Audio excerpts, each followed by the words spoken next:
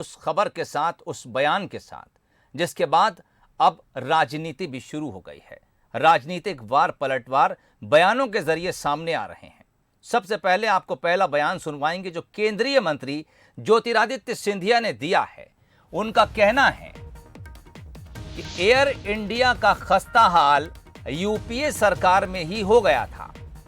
14 साल में 82,000 करोड़ रुपए का नुकसान हुआ।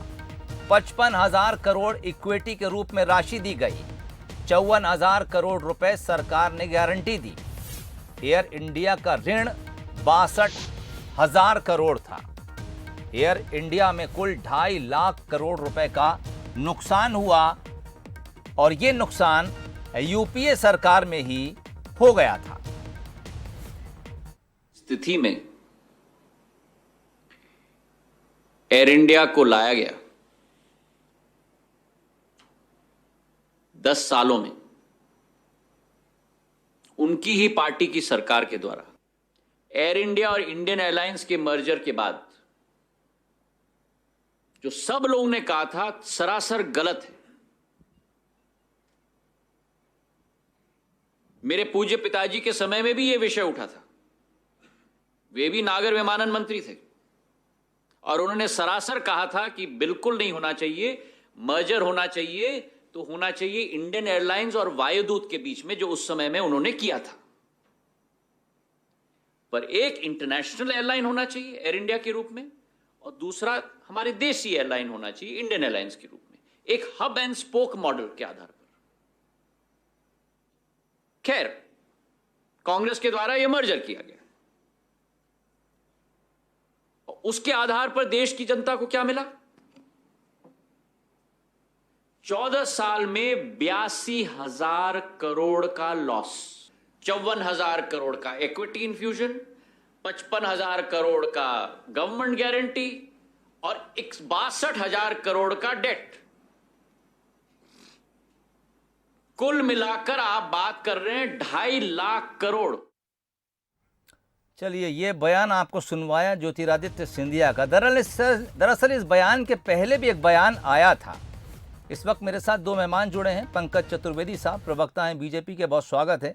अजीत भदौरिया साहब मेरे साथ जुड़े हैं, प्रवक्ता हैं कांग्रेस के, आपका भी बहुत स्वागत है। जब ज्योतिरादित्य सिंधिया छत्तीसगढ़ पहुंचे थे उससे पहले ही मुख्यमंत्री भूपेश बघेल ने बयान दिया था। उन्होंने तंज कसा और कहा कि किस बात के मंत्री, एयर इंडिया तो बिक गई।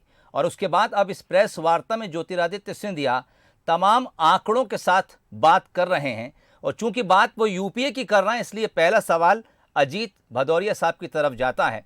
भदौरिया साहब, ये कहना कि वो किस बात के मंत्री, क्योंकि एयर इंडिया बिक गई, लेकिन जब आंकड़ों के साथ मंत्री अब पूरा खाका पेश कर रहा है, क्या कुछ जवाब कांग्रेस के पास? देखिए, जिस यूपीए की बात वो कर रहे हैं उस यूपीए में निर्णय लेने में कैबिनेट के सदस्य थे वो। उसके अगर गलत निर्णय हुआ है ज्योतिरादित्य सिंधिया जी के अनुसार तो उसके दोषी ज्योतिरादित्य सिंधिया जी भी हैं। आज आदमी ने पूरी नैतिकता अपने जरा से स्वार्थों के लिए ताक पे रख दी है कि आप अपनी मातृ संस्था जो थी जिसने आपको इस स्थिति पे लाके खड़ा कर दिया कि आपकी बोली लग सके, आपको लोग खरीद सके, आज आप आके उसको झूठे आंकड़े पेश करके उसको बुराई कर रहे हैं। ये अपने आप में शर्मनाक है। और मैं तो सिंधिया जी और उनके लोगों से कहूंगा कि आप जो लोगों ने गद्दारी करके किसी भी दल से भारतीय जनता पार्टी में गए हैं उन लोगों का हश्र देख लीजिए, चाहे वो रीता बहुगुणा जोशी हो, चौधरी बीरेंद्र सिंह हो। आज क्षणिक लाभ तो सबको नजर आ रहा है, परंतु आने वाला समय इनको एयर इंडिया, देखिए अब जो पार्टी छोड़ के चलेगा वो मुद्दा ही नहीं है, आज तो एयर इंडिया का मुद्दा है। तो एयर इंडिया वो जो कैबिनेट में आंकड़े जो पेश कर रहे हैं, आप बताइए उस कैबिनेट के सदस्य नहीं रहे क्या ज्योतिरादित्य सिंधिया? ठीक, चलिए ये बात आपकी। पंकज चतुर्वेदी साहब जी, हमेशा भारतीय जनता पार्टी नरेंद्र मोदी की नीति पे चल रहे हैं कि जो वो नेहरू जी और इंदिरा जी को दोषी ठहराते चली आई भारतीय जनता पार्टी, उसी नक्शे कदम पे ये आ गए। ठीक है। इनको तो अब मैं तो सिंधिया जी से ये पूछूंगा कि आप इतने योग्य व्यक्ति थे, कांग्रेस यूपीए सरकार में आपको जिम्मेदार विभाग दिया, नरेंद्र मोदी ने तो आपको टोपी पहना दी, ऐसा विभाग दिया जिसको 6 महीने में बेचना था उनको।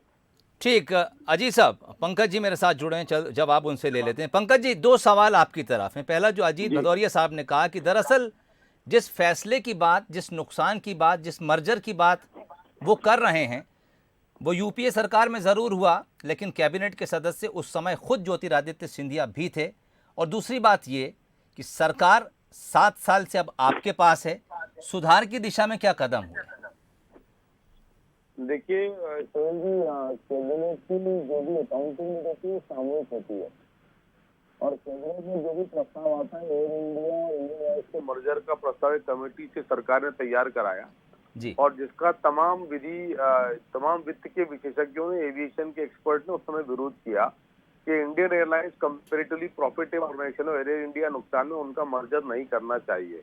लेकिन तमाम मंत्रिमंडल सहयोगियों की आपत्तियों के बाद भी कैबिनेट में प्रधानमंत्री जी को पीछे से कौन चला रहे थे हम सब जानते हैं, फिरोज जी के परिवार के लोग, उन्होंने एयर इंडिया का मर्जर कराया। क्या मंशा थी ये जाने सारी चीजें। और उसके बाद यूपीए की सरकार ने भी कोशिश करी कि जब ये सफेद हाथी बन गई एयर इंडिया तो इसको बेचने की कोशिश करना शुरू कर दी। बेचने के लिए कोई ऐसे लोग मिले नहीं जिनका इटली से कोई लिंक होता, जिनको लाभ पहुंचाते, तो एयर इंडिया नहीं बिकी। आज की तारीख में 20 करोड़ रुपए रोज का नुकसान एयर इंडिया के पास के कारण देश को हो रहा था जब तक सरकार की स्वास्थ्य कंपनी थी। और अब 18,000 करोड़ रुपए में टाटा समूह को बेची गई, ओपन बिड लगाई, सबसे अधिकतम बिड उनकी थी, तो सरकार के 20 करोड़ रुपए रोज बचना शुरू हुए। और वो प्रयास जो एयर इंडिया को बेचने का यूपीए की सरकार का था, वो सरकार नहीं पूरी कर पाई, सरकार ने पूरा किया। और जिस प्रकार जिन नीतियों के चलते एयर इंडिया और एयरलाइंस के मर्जर के चलते ये कंपनी घाटे में, इसकी जिम्मेदार कौन है? और हम तो सिर्फ ये कहना चाहते हैं कि भूपेश बघेल जी पूछ रहे हैं कि एयर इंडिया बिकी तो काय के मंत्री, तो छत्तीसगढ़ में कौन सी सरकार बसें चलवा रही, परिवहन विभाग बंद कर दें? कौन सी सरकार अस्पताल चलाती है, हेल्थ की मिनिस्ट्री बंद कर दें?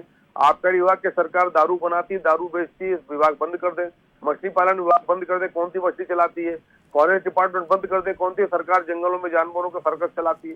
ये बचकानी बातें भूपेश बघेल जी कांग्रेस के लोग कर रहे हैं। मुझे इनके बौद्धिक दिवालीपन पर तरस आता है। जनता जनार्दन है, हम वस्तु स्थिति को देखते हैं। आज देश के लिए आवश्यकता थी कि जिस कारण 20 करोड़ रुपए रोज देश की गाड़ी कमाई का चाह रहा था उसको रोका जाए। और जो यूपीए की सरकार बेचने में असफल रही, और वो कम से कम किसी विदेशी इटली कंपनी को देश के टाटा समूह ने खरीदा और सम्मान के साथ खरीदा। ठीक है, चलिए, बहुत शुक्रिया पंकज जी आपका। अजीत भदौरिया साहब, आपका जो यूपीए सरकार नहीं बेच सकी इसलिए मोदी सरकार ने उसको बेच दिया, ये भी कहा कि भारतीय कंपनी ने खरीदा, ये भी गर्व की बात है। इशारों में उन्होंने एक विदेश की तरफ भी इशारा किया, हालांकि वो मुद्दे से कुछ हट के बात है।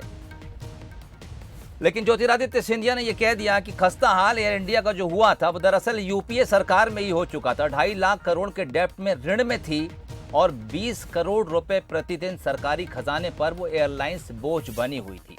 उसको एक बार फिर से जिंदा करने के लिए, सुचारू रूप से चलाने के लिए, सरकारी खजाने का खर्च और नुकसान कम करने के लिए फैसला लिया गया। और ये भी अच्छी बात है कि एक भारतीय कंपनी ने उसे टेक ओवर किया है और शुभकामनाएं उनकी तरफ से उस कंपनी को भी दी गई हैं। हालांकि ये अलग बात है कि इस मामले को लेकर अब सियासत देखने को मिल रही है।